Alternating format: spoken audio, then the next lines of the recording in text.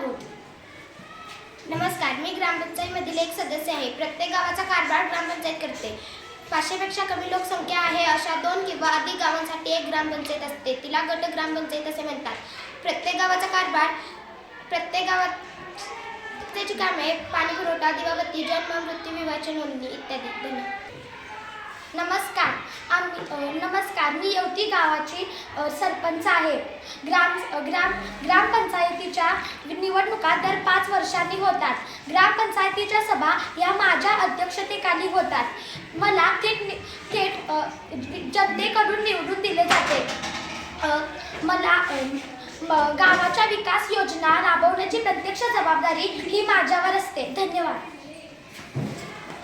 नमस्कार, माझे नाव पूर्वा सुतार. मी येवती गावाचे उपसरपंच आहे. सरपंच उपस्थित नसतील तेव्हा ग्रामपंचायतीचे कामकाज मी पाहतो. नमस्कार, मी या येवती गावची ग्रामविकास अधिकारी. ग्रामविकास अधिकारी ग्रामपंचायतीची सचिव असते. त्याची नेमणूक जिल्हा परिषदेचे मुख्य कार्यकारी अधिकारी करतात. त्यांना CEO असे म्हटले जाते. ग्रामपंचायतीचे कामकाज पाहणे, गावातील लोकांना समजावून सांगणे इत्यादी. धन्यवाद. नमस्कार, मी ग्रामपंचायतीचे एक सदस्य आहे. मी तुम्हाला ग्रामसभेबद्दल माहिती सांगणार आहे. ग्रामसभा म्हणजे ग्रामीण भागात किंवा गावात राहणाऱ्या मतदारांची सभा होय. ग्रामसभा हे स्थानिक पातळीवरील लोकांचे सर्वात महत्त्वाचे संघटन आहे. प्रत्येक आर्थिक वर्षात ग्रामसभेच्या किमान 6 सभा होणे बंधनकारक असते. ग्रामसभा बोलावण्याची जबाबदारी सरपंचावर असते. शासनाच्या योजनांचा लाभ घेण्यास कोणत्या व्यक्ती पात्र आहेत हे ठरवण्याचा अधिकार ग्रामसभेला असतो. धन्यवाद. नमस्कार, मी येवती गावची नमस्कार, मी ग्रामपंचायतीतील एक सदस्य आहे. मी आज तुम्हाला ग्रामपंचायतीच्या उत्पन्नाची साधने सांगत आहे. गावच्या विकासासाठी ग्रामपंचायत अनेक योजना व उपक्रम राबवते. त्यासाठी ग्रामपंचायतीजवळ पैसा असणे गरजेचे असते. ग्रामपंचायत विविध करांची आकारणी करून पैसा उभा करते. त्यासाठी ग्रामपंचायत घरपट्टी, पाणीपट्टी, यात्रा कर, आठवडे बाजारांवरील कर, राज्य शासन व जिल्हा परिषद यांच्याकडून मिळणारे अनुदान इत्यादी यातून विकास कामे करते. धन्यवाद. स्थानिक शासन संस्था ग्रामीण ग्रामपंचायत सदस्यांची संख्या किमान 7 कमाल 17. पदाधिकारी सरपंच व उपसरपंच, अधिकारी ग्रामविकास अधिकारी.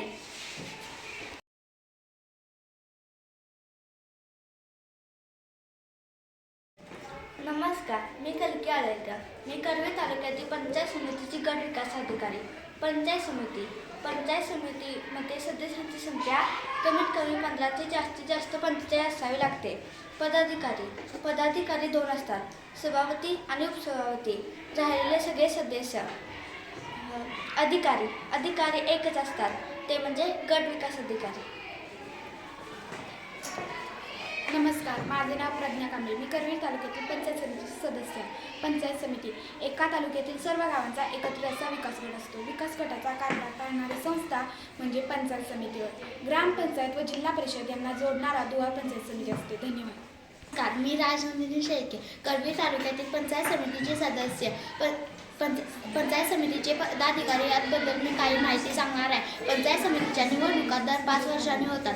निवडून आलेले प्रतिनिधी आपल्यापैकी एकाची सभापती व एकाची उपसभापती म्हणून निवड करतात. पंचायत समितीच्या सभा बोलवणे आणि सभेचे कामकाज चालवणे ही जबाबदारी सभापतीची असते.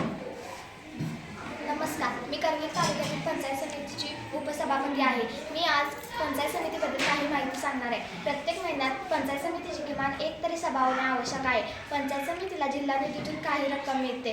विकास गटात करण्याच्या विकासाच्या योजनांसाठी राज्य शासनाकडून पंचायत समितीला अनुदान मिळते. धन्यवाद. नमस्कार, मी सोया कोल्हानी, करवीर तालुक्याच्या पंचायत समितीची मी सभापती आहे. मी पंचायत समितीची कामे याबद्दल माहिती सांगणार आहे. लोकांची कामे, गटारे, विहिरी, कूपनलिका यांची कामे करणे, आरोग्य, रोग प्रतिबंधक लस देणे, पाणी, स्वच्छ पिण्याचे पाणी पुरवणे, स्वच्छता, कचऱ्याची विल्हेवाट लावणे, रस्त्यावरची स्वच्छता करणे, शेती व पशुधन सुधारण्यासाठी शेतकऱ्यांना मदत करणे, उद्योग, हस्तोद्योग व कुटीरोद्योग यांच्या विकासाला चालना देणे, लोककल्याण, दुर्बल घटकांना आर्थिक मदत करणे. धन्यवाद. नमस्कार, माझे नाव वेदिका कांबळे, करवीर तालुक्याच्या पंचायत समितीचे सदस्य आहे. नमस्कार, माझे नाव श्रुती सूर्यवंशी, करवीर तालुका पंचायत समिती सदस्य आहे.